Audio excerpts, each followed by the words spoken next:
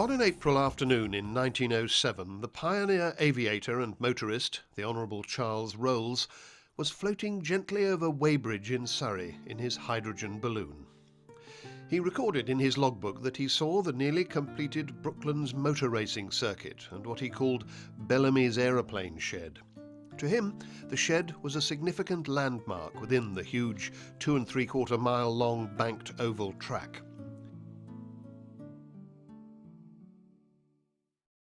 Bellamy was French, and he was the first person to be associated with experimental flight at Brooklands.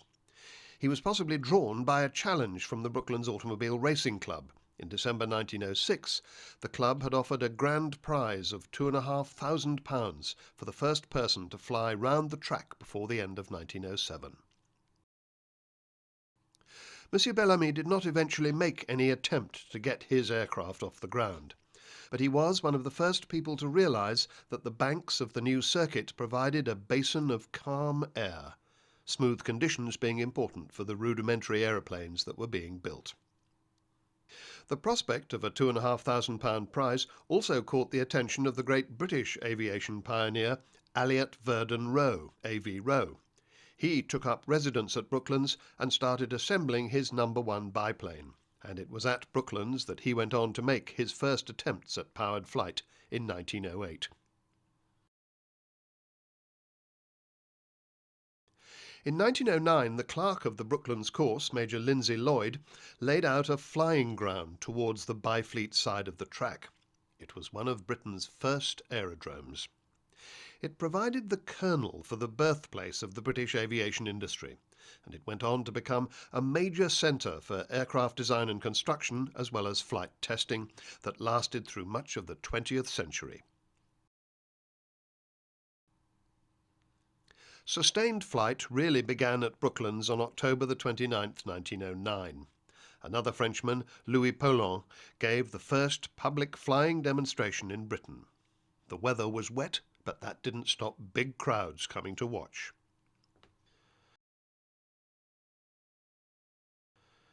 A pioneer who was to leave an enduring mark on Brooklands and on British aviation as a whole was Thomas Octave Murdoch Sopwith, a wealthy young man determined to teach himself to fly. This he achieved by the end of 1910, but not without mishap. "You could do quite a lot of crashing," he said later, "without hurting anybody at all."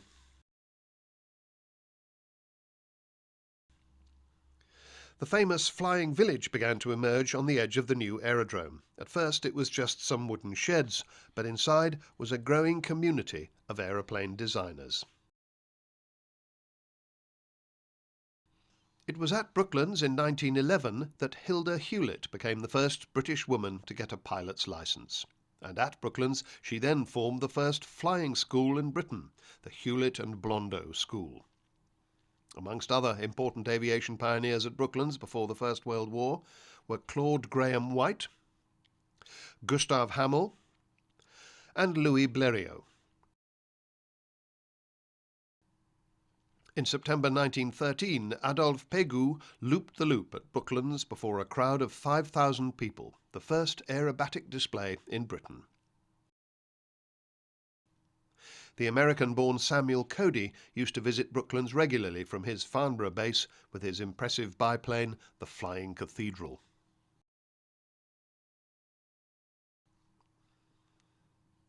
By 1911, you could go to a simple brick hut near the Bluebird restaurant and book a passenger flight in a biplane around the track. This first flight ticket office in the world was run by Keith Prowse Limited. There was even the Lane Gliding School, thought to be Britain's first gliding school, and that operated from the Spectators' Hill at the northern end of the race track.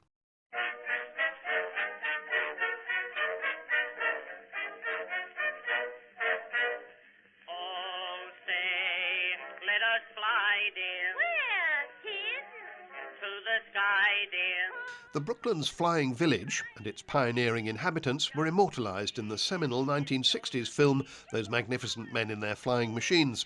The story was based around the 1911 Daily Mail Circuit of Britain air race, one of the greatest British aeronautical events of the time. The prize for completing the 1,000-mile route first was £10,000, more than £500,000 in today's money. It was donated by Lord Northcliffe, the Daily Mail proprietor. Balance yourself like a bird on a beam in the air. She goes, there. 20 aeroplanes, including 7 Bristol box kites, took off from Brooklands on the 22nd of July 1911. Here's how one person described the scene.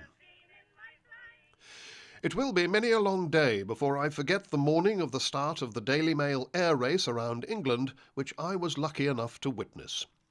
The enthusiasm which induced thousands and thousands to assemble at Brooklands on a boiling hot Saturday afternoon to see the start of the first short stage of the great race was extraordinary, considering the apathy which England has hitherto shown towards aviation. It seems that at last English people are awakening to the fact that aeroplanes are not just the perilous playthings of a few foolhardy adventurous youths, but a new and wonderful mode of locomotion which is not only going to revolutionize the world's traffic, but is very seriously to affect its mode of warfare." Come Josephine in my flying machine going up. She goes, up she goes. Balance yourself like a bird on a beam in the air. She goes, there she goes. Up, up, a little bit higher. Oh my, the moon is on fire. Come Josephine in my At the end of the race at Brooklands, the winner, Monsieur Conneau, who flew under the name Beaumont, was mobbed and carried shoulder high from the field.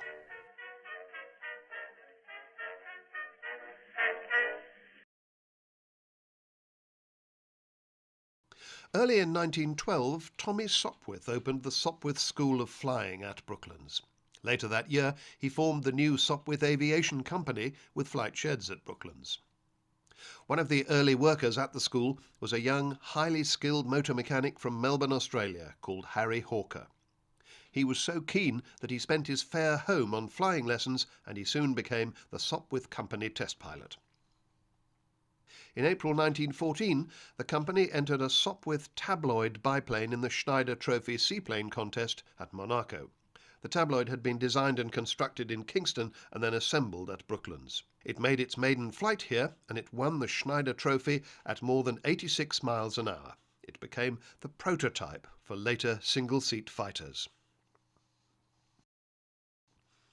In the same month that Sopwith started his flying school, the major armaments manufacturer Vickers Limited opened the Vickers School of Flying at Brooklands. One of the instructors, Harold Barnwell, soon became Vickers' chief test pilot.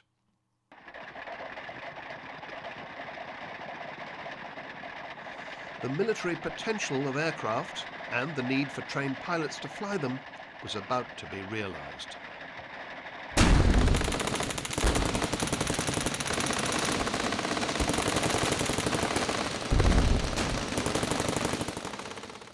By the time war broke out in August 1914, Brooklands was already a major provider of new British aeroplanes, both civil and military. 11 aircraft companies at Brooklands had built 59 different types of aeroplane, more than anywhere else in Britain. The by now 17 Brooklands flying schools had trained almost half the new pilots qualified in Britain. Brooklands and all its services, including the racetrack, were taken over by the War Office. A military flying school was formed with instructors and aeroplanes from many of the existing schools. Vickers started manufacturing military aeroplanes at Brooklands in 1915. They took over the Itala Motor Works with their premises on the eastern edge of the track. Work began in earnest for the war effort, first on the BE-2C and FE-8 biplanes, but most significantly on the 1650 Royal Aircraft Factory SE-5A fighters, which had been designed to combat the German Zeppelin. Vickers progressively extended the former Itala works, and at the same time the company replaced the men who had gone to serve in the war with women workers. The first true Vickers fighter to go into production at Brooklands was the gun bus. It was the world's first aeroplane that had been specifically designed to mount a machine gun. Next from Vickers was the twin-engined Vimy long-range bomber. The war ended before the Vimy had a chance to enter operational service. But during the war, Vickers had built more than 2,000 aeroplanes of 7 different types at Brooklands. On the other side of the track from the Vickers works, the Sopwith Aviation Company's output at Brooklands was even more prolific. Sopwith had already supplied aircraft to the Admiralty and the War Office before the war started, so the company was well placed for the surge in demand. As a result, Brooklands rapidly became the leading aircraft production centre in Britain. The largest number of new wartime aircraft built here came from Sopwith, 3,763 machines of 26 different types.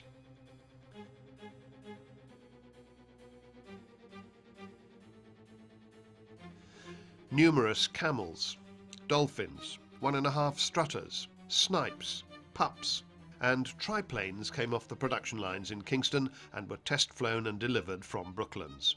The Sopwith Camel is probably the most famous of these. In fact, Vickers and Sopwith, together with 2 companies which had factories close to Brooklands, Martenside and Blériot, supplied the British Air Forces with most of the fighting aeroplanes that won air superiority over the Western Front.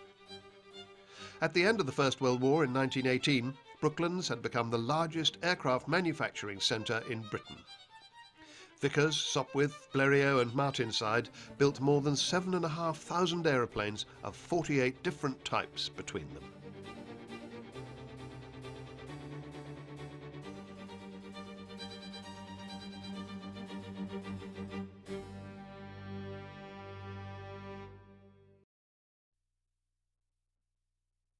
When peace came, aircraft production stopped immediately. The factory workers, by now mostly men again, had to turn their hands to making other things. The Vickers Vimy bomber may have been too late to influence the outcome of the war, but it dominated the headlines of the peace with some epic, pioneering journeys. In 1919, the Daily Mail offered a prize of £10,000 for the first non-stop flight across the Atlantic. 3 Brooklands companies took up the challenge: Martenside, Sopwith and Vickers. After World War I, the first transatlantic flight, John Alcock and Arthur Whitten Brown in a Vickers Vimy.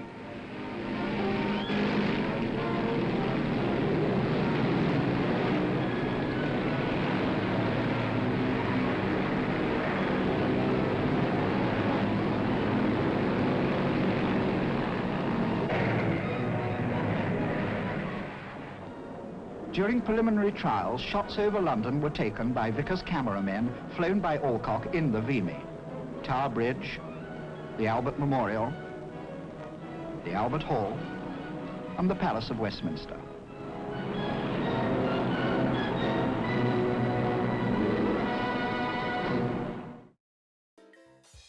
In May 1919, Martenside made the first attempt.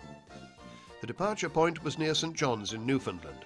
Their single-engine machine unfortunately crashed on takeoff. Tommy Sopwith's attempt was to be something more of an adventure. He'd specially designed and built his Atlantic based on the wartime B-1 bomber. He did extensive test flying at Brooklands in early 1919, and here is the man himself climbing out of the aeroplane on a winter's day. With him is Harry Hawker. The aircraft was crated and shipped off to Newfoundland. Harry Hawker and Lieutenant Commander Mackenzie Grieve set off on the 18th of May. They were forced to ditch in the sea after 1,000 miles. It was the Vickers Company which finally took the prize when John Alcock and Arthur Whitten Brown successfully flew across the Atlantic in a Vickers Vimy. Alcock and Brown took off on the 14th of June and, somewhat stylishly, ended their epic non-stop flight after 16 hours, 27 minutes and 1,890 miles by crash landing in a bog at Clifton in Ireland.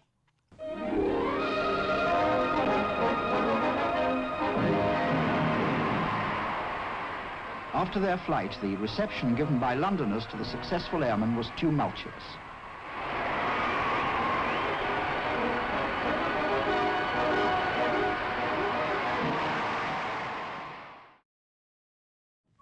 The Australian brothers, Ross and Keith Smith, set out soon after for their homeland, also in a Vimy, on a trailblazing flight.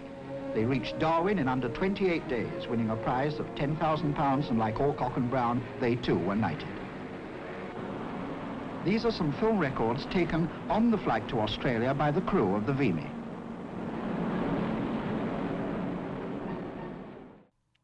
Vickers was not alone in re-establishing itself in the aircraft business after the First World War. The Sopwith Aviation Company had closed down at Kingston and Brooklands in late 1920.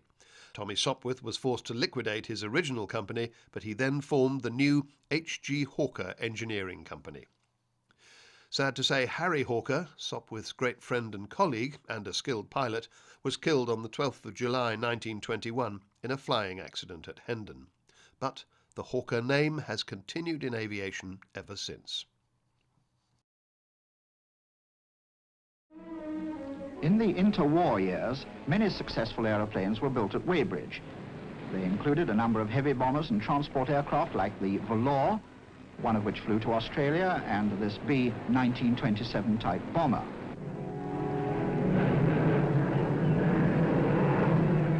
And the Vespa, the world height record breaker of its day.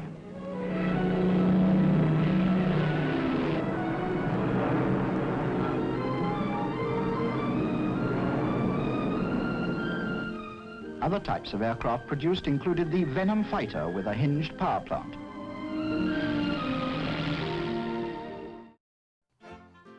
In the 1920s, the Vickers design team, now led at Brooklands by chief designer Rex Pearson, developed many new aircraft types. In 1927, the company merged with the Armstrong-Whitworth Engineering Company to form Vickers Armstrongs, giving the aircraft factory at Brooklands an increasingly strong position in the aviation industry.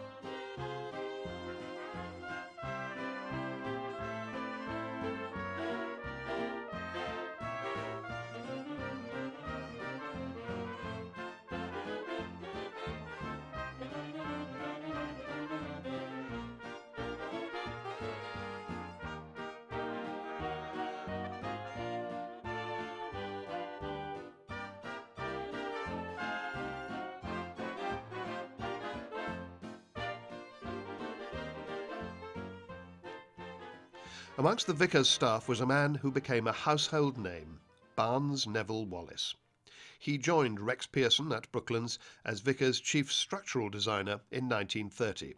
He'd been chief engineer on the successful R-100 airship, built by a Vickers subsidiary in the late 1920s. Wallace introduced the geodetic basket weave construction to Vickers aircraft. He applied it to Vickers' first monoplane bomber, the Wellesley, designed by Rex Pearson and first flown in June 1935. That same year, a young man who was to make a major contribution to the aviation industry had been to Vickers for an interview. His name was George Edwards. In those days, you didn't tell people they could stuff their job. I just said that I was afraid I couldn't manage. So I got a letter. This was in November, I think, 1934. I got a letter that said, "Dear Sir or Madam, as we've already explained to you, you're asking too much money.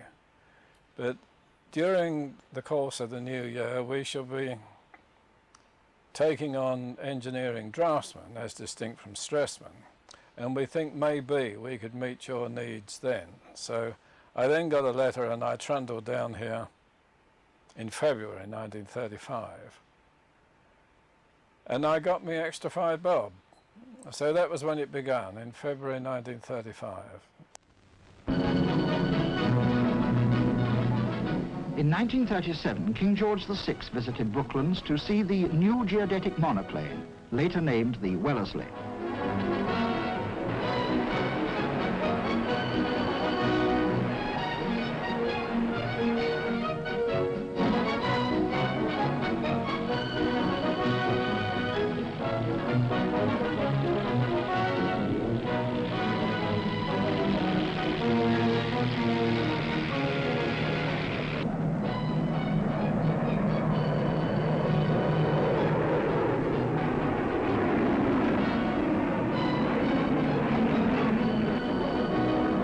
In 1938, the Wellesley broke the world's distance record by flying from Egypt to Australia just over 7,150 miles, non-stop.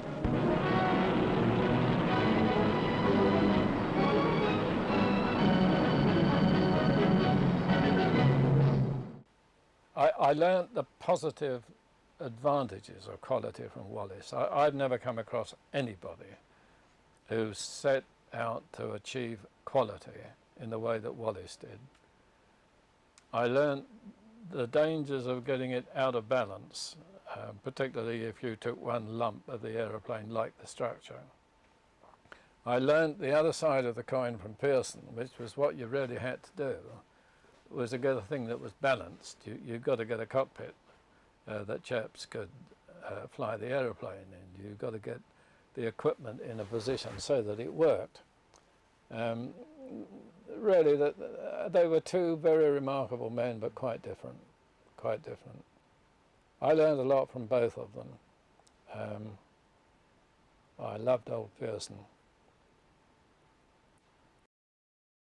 The most notable aircraft with Barnes-Wallis's geodetic construction was the Wellington Bomber. Wellingtons played a highly important role in the Second World War. The prototype Wellington first flew as the Vickers B-932 at Brooklands on June the 15th, 1936. Mutt Summers was at the controls, and Barnes-Wallis and the Vickers Works Superintendent Trevor Westbrook were also on board, thus demonstrating their personal confidence in Rex Pearson's new design. The first true Wellington appeared 18 months later as the Wellington Mark I.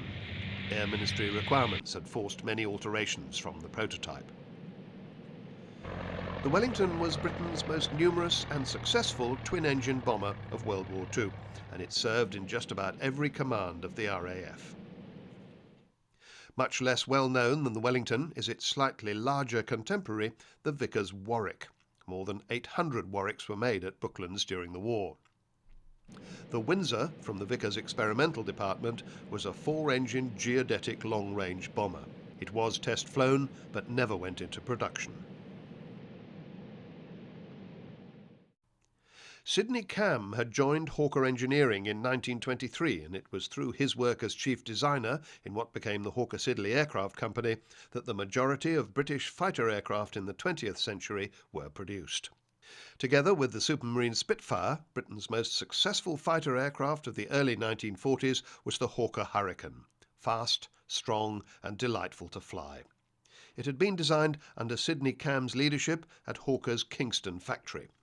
It had the new Rolls-Royce Merlin engine, it was quite simple to build, and one of its great virtues was its stability as a gun platform. Test pilot George Bullman flew the Hurricane's maiden flight at Brooklands in November 1935, wearing his trademark Trilby hat. The first government order for Hurricanes, 600 of them, was not received until June 1936. 3 months earlier, Hawkers had already begun Hurricane production at their own expense and on the director's initiative. By October the 6th, 1939, all 600 had been delivered from the Brooklands assembly lines at an average of 2 a day.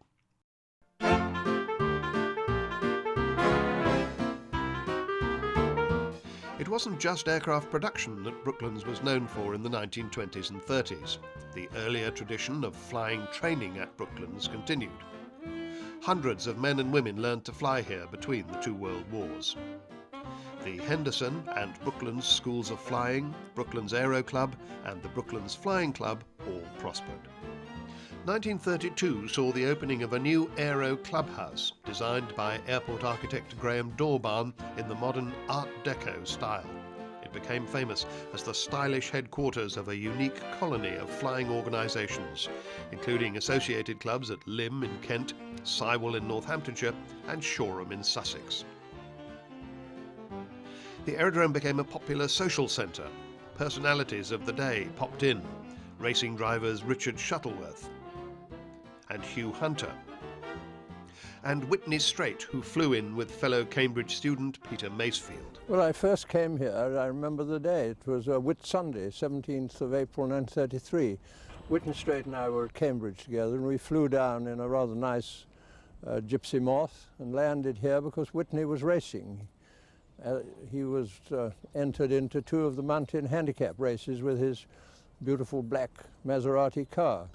He rushed off to do his racing, and I looked at both the racing and the aeroplanes and refueled our aeroplanes and got all ready to return to Cambridge, which we did in due course, Whitney having won one of his races and put a lap record up on the other, so he was pleased with life. I was pleased with life at having seen some nice new Hawker aeroplanes here. And we then cracked off back to Cambridge by Gypsy Moth. With its fleets of de Havilland Gypsy Moths and Tiger Moths in their distinctive Brooklands Flying Club red, black and silver colours, the aerodrome became a regular venue for aviation events. There were air races, flying displays, dawn patrols and open days. The 11th King's Cup Air Race started and finished at Brooklands in July 1932, and civil air displays were held in 1932 and 1933 by the Guild of Air Pilots and Air Navigators. One of the interesting characters at the aerodrome in the years between the wars was R.G.J. Nash. He kept a museum of machines that represented the development of transport since the previous century. He crammed them into a big hangar. There were rare bicycles, veteran cars and early aeroplanes such as a Blériot, a Sopwith Camel, an Avro 504 and this Farman biplane. He called the whole thing the International Horseless Carriage Corporation. The Nash collection was one of the first privately owned historic transport collections in Britain. It was regularly used for films and exhibitions and public appearances. Its creation is now recognised as an important act of preservation. Sadly, I never drove or was driven round the Brooklands motor course, but I flew round it in a fairy swordfish, which I was concerned with the design of the swordfish in those days, and Chris Stanland, who used to race at Brooklands, who was chief test pilot at Fairies at the Great West Aerodrome, now Heathrow, just up the road. We came down in a swordfish one day and completed a lap in the swordfish at about 50 feet. Rather slower than John Cobb had done in his Napier Railton. He'd done 143 miles an hour round. We did, I think, about 130 miles an hour in the swordfish.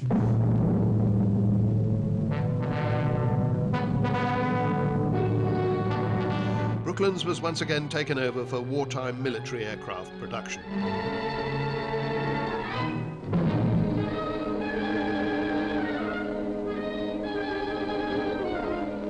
First into action was the Wellington Bomber, the Wimpy with its famous geodetic latticework construction which withstood very heavy enemy fire.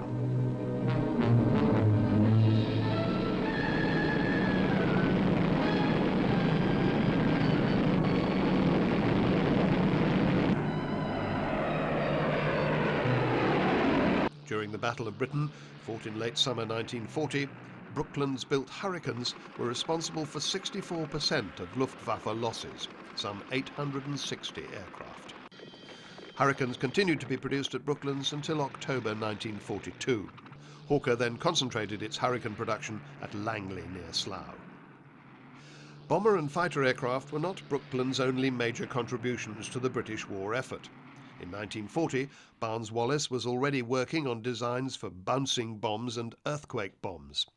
On December the 4th, 1942, the first test drop of a scale model bouncing bomb was made off Chesil Beach in Dorset. It was dropped from a Wellington, flown by Mutt Summers with Barnes Wallis as the bomb aimer. This spherical bomb was codenamed Highball. It developed into the most famous bouncing bomb, Upkeep, which was cylindrical. That was the bomb that was successfully used against German dams. First job that I was doing was a high altitude Wellington. This was the Wellington with a pressure cabin in the nose. And we built about 100 of them. And the idea was to go out and drop bombs on Berlin from a great height. And I used to fly in this thing, and in the very early days of the war, we were cruising up and down the Welsh coast at 40,000 feet in your shirt sleeves. I suppose in a way the most exciting job that I did at around that time was the Wellington, the mine-sweeping Wellington with the big ring on the underneath. And it was only when I read the Churchill's life story covering that period that I realised what a fearful menace the magnetic mines were. Although I was having it rammed down my throat day and night while I was doing this job, we could damn nearly have lost the war if something hadn't been done. Every night I had to send a set of photographs up to Churchill, who was then First Lord of the Admiralty, to show him what I had done since the night before. And as I've said often, in modern times, they'd need the set of photographs at 3 monthly intervals for anybody to be able to see that anybody had done anything. Well, anyway, we got the thing done and it worked. The Brooklands aircraft factories inevitably became a prime target for German bombers. On September the 4th, 1940, there was a devastating daytime air raid. We were at lunch up in the management mess. I said it was the only time that I'd seen the management at Vickers really unanimous. I peered out of the window on my way down underneath the table and coming over the sand pits for these old aeroplanes, which I think were Dornier 17s, with the bombs coming out. Of course, over 100 people were killed. And the factory had hell knocked out of it. It was a major blow to Vickers production, and it ramped up the need to disperse their manufacturing facilities to other places. By the end of the war, Brooklands, through its Vickers and Hawker companies, had produced and flown more than 6,000 military aircraft. During nearly 6 years of war, the Brooklands motor course had survived mostly intact, but much damage had been done by enemy air attacks. Also, new access roads had cut across the track, temporary hangars had been built, and the track itself had been heavily camouflaged. There were still hopes that motor racing would return to the site, but at the beginning of 1946, Vickers made a formal offer to buy the whole of Brooklands for £330,000, worth many millions today. The owner, Brooklands Weybridge Limited, accepted, with strong endorsement from its board of directors. They included the pre-war racing driver Sir Malcolm Campbell. He argued that even if the track were to be restored, it would not be suited to the demands of post-war motor racing. And when we got close to the end of the war and peace was about to break out, there was this need for interim civil aeroplanes to try to get a starter off in the civil field, because the Americans had mopped it up. And we built the Viking, which was built by the experimental shop, the first prototype Viking. And the first 20 aeroplanes had fabric wings, had a tin fuselage and fabric wings. And after that, it was tin wings and a tin fuselage. Now, the first flight of the first Viking, if my memory's right, must have been in the summer of '45.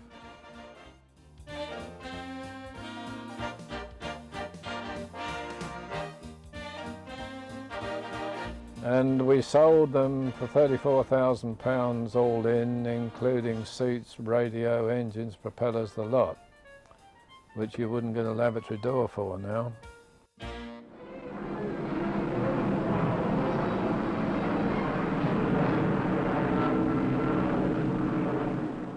Carried the royal family on their tour of South Africa early in 1947 as aircraft of the King's Flight.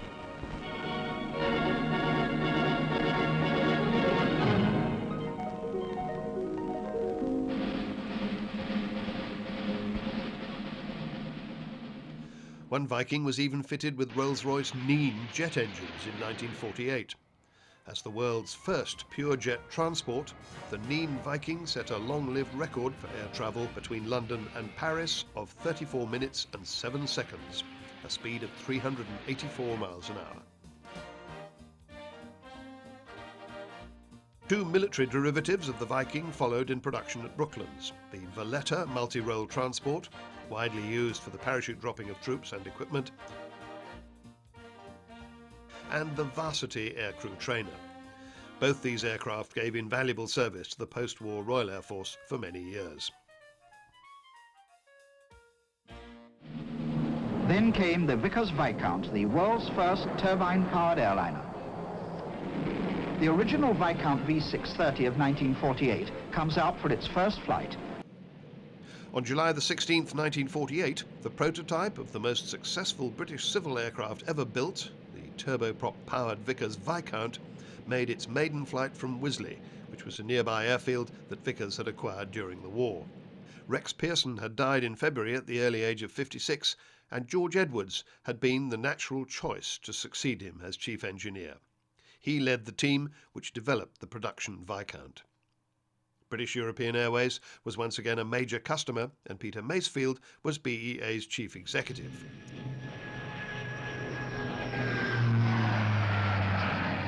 George Edwards and I were concerned with the Viscount. I was chief executive of BEA in those days, buying Viscounts, testing them with George Edwards, and Mutt Summers and Jock Bryce and co.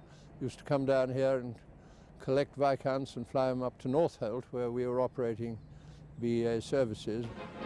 The Viscount, sold in large numbers to operators in many countries, is powered by Rolls-Royce Darts. This aeroplane has taken British-built wings to nearly all the major countries of the world.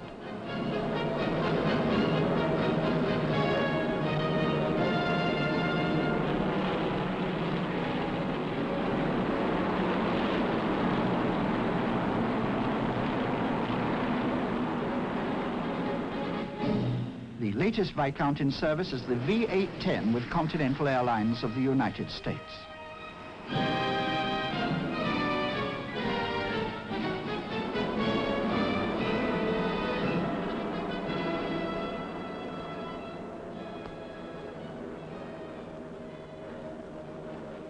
In addition to the usual seating, this aircraft has a lounge, maintaining the highest standards of luxury travel that have become a feature of Viscount-equipped airlines.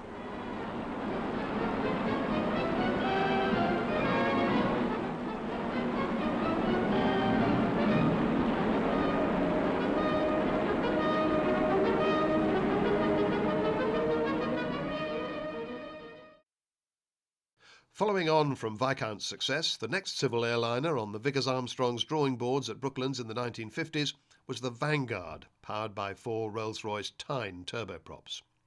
It first flew from Brooklands on January the 20th, 1959, with chief test pilot Jock Bryce and co-pilot Brian Trubshaw at the controls.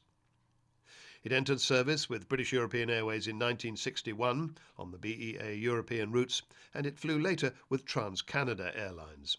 Vanguard was bigger than Viscount, and 44 of them were built, all at Brooklands. Some of them were later adapted for freight and renamed the Merchantman. In the late 1940s, Vickers got the contract to build Britain's first V-bomber, and the Valiant was designed under George Edwards' leadership. As the chief of the air staff at that time said to me, "Look, George, I know that it's very difficult, but there is no scope for you getting any of it wrong. Something small that goes very fast is difficult, and something that goes at a reasonable speed and is very big is difficult. But if you've got something that's got to go very fast and is very big, then it's damn difficult." And now when you add to that the fact that the chief of the air staff has put his finger in your chest and said this aeroplane's got to be in production and in service by a certain date, and there's no fiddling about. We did in fact do the drawings of the aeroplane first and waited for the wind tunnel test to come out of the tunnel second, because we hadn't got time to wait for the wind tunnel test in order to know what we had to draw. In the event, we got the thing pretty right. It wasn't far out, We flew the prototype just in front of the target date, and the production aeroplanes actually came off at the target date, and the aeroplane went into service at the right time. And for 4 years, I think, it was the only British aeroplane capable of carrying an atomic bomb. And at the same time, from the 1,200-yard Brooklands runway, the first deliveries to the V-bomber force, the Valiants, were taking off, powered by 4 Rolls-Royce Avens. Selected to drop Britain's H-bomb at Christmas Island, the Valiant bomber was later adapted for in-flight refueling to give longer range.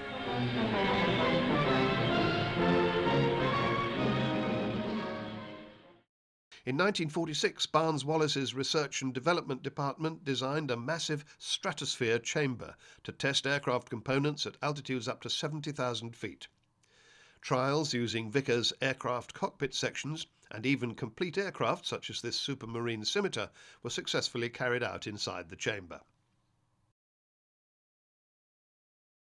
On the 29th of June 1962, Brooklands entered the commercial jet age with the first flight of the prototype VC-10, VC for Vickers Commercial. The crew was Jock Bryce, Brown Trubshaw and flight engineer Bill Cairns. The whole factory workforce turned out to watch. This 4-engined, long-range airliner from Sir George Edward's design team, he'd been knighted in 1957, was the biggest airliner ever produced in quantity in the UK. They had to build vast new aircraft assembly hangars at Brooklands and Wisley. With its unusual layout of 4 Rolls-Royce Conway engines under a distinctive T-shaped tail, VC-10 also incorporated cutting-edge manufacturing techniques, including the milling of skin panels from solid metal. All 53 production VC-10s were flown out of Brooklands for completion and test flying at Wisley. The VC-10 was comfortable and quiet inside, and it soon became a firm favourite with passengers. The British Overseas Airways Corporation, BOAC, was its main customer. VC-10s still perform sterling service today as air-to-air refuelling tankers with the Royal Air Force. But it was a good aeroplane. I flew the VC-10 quite a bit. It was a very nice aeroplane to fly. It was a bit like heaving a block of flats about, but very nice. The VC-10 was the last new aircraft designed by Vickers Armstrongs. In 1960, Bristol Aircraft, English Electric Aviation, Hunting Aircraft and Vickers Armstrongs were merged to form the new British Aircraft Corporation. In 1962, BAC went ahead with the detailed design and construction work of the BAC 111 airliner. The first order for 10 aircraft was placed soon afterwards by British United Airways. Production was shared by the BAC factories at Brooklands and at Herne Airport, Bournemouth. The 111's timing happily coincided with the rise of package holidays. 230 111s were built. In Europe alone, nearly 100 111s have been sold. And in the expanding European inclusive tour market, the 111 has been the pace-setting and most preferred jet airliner for this kind of operation.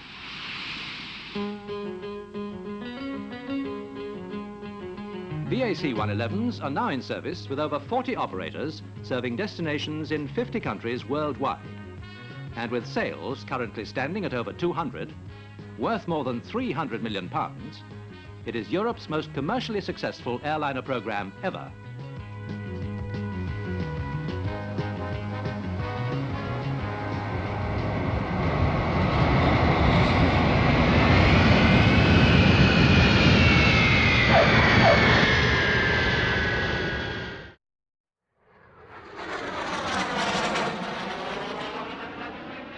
In the 1960s, BAC had designed and built the first prototypes of a supersonic long-range military strike aircraft, the TSR-2, standing for Tactical Strike and Reconnaissance. TSR-2's production, design and manufacture were planned to be shared equally between Brooklands and the former English Electric factory at Warton in Lancashire. The joint project team was based at Brooklands. The first prototype, TSR-2, went by road from Brooklands to Boscombe Down in Wiltshire, where test pilot Roland Beament took it up for its maiden flight on September the 27th, 1964. Sad to say, the government cancelled TSR-2 on April the 6th, 1965 as an economy measure. In an act that some people consider to be self-protective vandalism, the government further ordered that the final assembly line at Brooklands be stopped immediately, that unfinished aircraft be compulsorily scrapped, and that all production tooling be destroyed.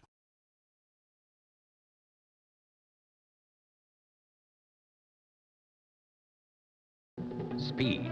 Speed is what airlines exist to sell, and speed is what Concorde offers the airlines. Twice as much speed as any jet in service today. Concorde, the world shrinker, halving travel times on long-distance routes, flying west faster than the sun, getting you there and back while today's jets are barely ending the outward journey. Despite the setback of TSR-2, it wasn't the end of supersonic projects for BAC. Plans were already well advanced for a collaborative project developed and funded jointly by Britain and France. It was, of course, the Concorde supersonic transport. Well, I inherited that as part of the BAC hardware because Bristol's had been given a design study contract by the government, which I had said I really didn't want because I couldn't see much future in it. And I might have been right about that. They'd got one, and I inherited it. It had got 6 engines in it. So my biggest contribution to the Concorde program was to get 2 of the 6 taken out so that there were only 4. Then I was instructed to go and get into bed with the French.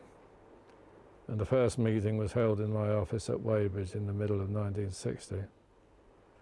And the French wanted to build a medium-range aeroplane because they said it wasn't any good building a long-range aeroplane because the Americans would be doing that. And I said, well, where did you want to go with a medium-range aeroplane then? And they weren't too bothered about where they wanted to go. They just couldn't see the virtue of building a long-range one. Well, in the fullness of time, they were prevailed upon to accept the view that getting from here to America was fairly important in a supersonic transport. So we hammered this thing out, and decisions that I would have happily taken in one morning used to take 6 months and 6 inches of paper. It was difficult working with the French. The program took a long time, but it doesn't alter the fact that when that aeroplane first flew, it was in pretty good nick. There wasn't too much the matter with it.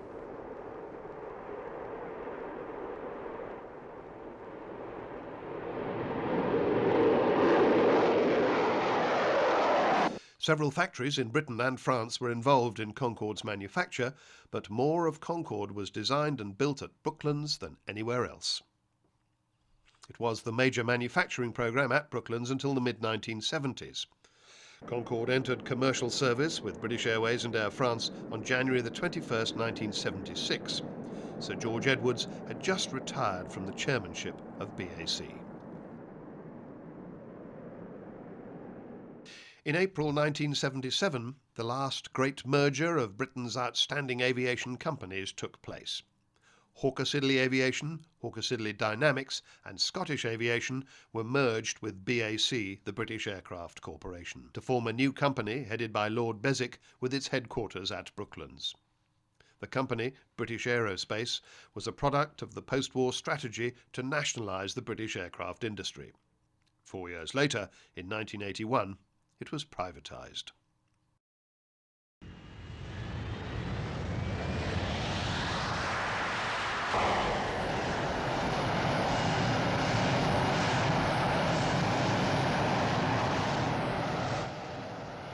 British Aerospace's military aircraft division also had its headquarters at Brooklands in the early 1980s. So it was that the British design work for a joint UK-USA advanced version of the Hawker Siddeley Harrier for the RAF and the US Marine Corps was developed at Brooklands. The result was Harrier II, which was to provide vital support to coalition forces in the Gulf War of 1991 and subsequent campaigns.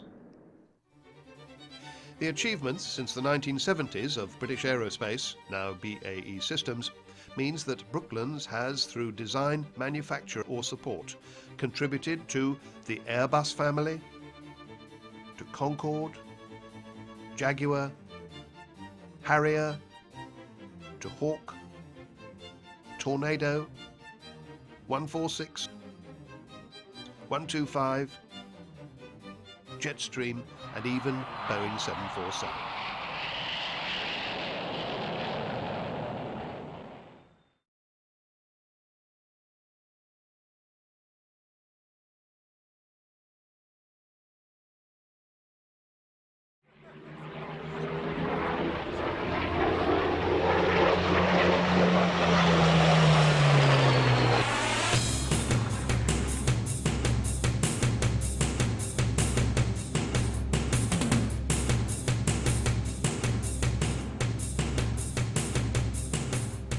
In June 1987, the Brooklands Museum Trust took over 30 acres of the original motor racing circuit.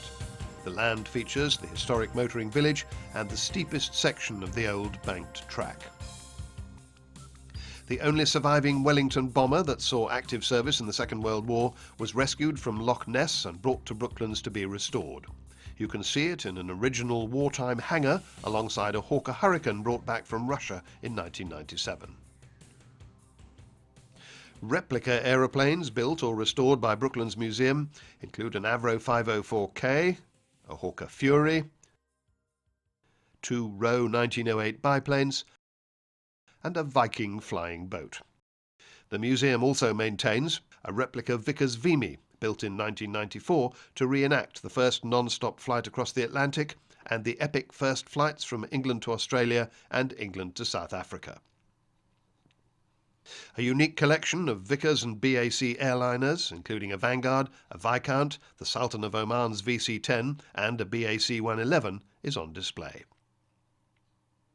The first British production Concorde, Delta Golf, returned to Brooklands in 2004. It's been restored for permanent display.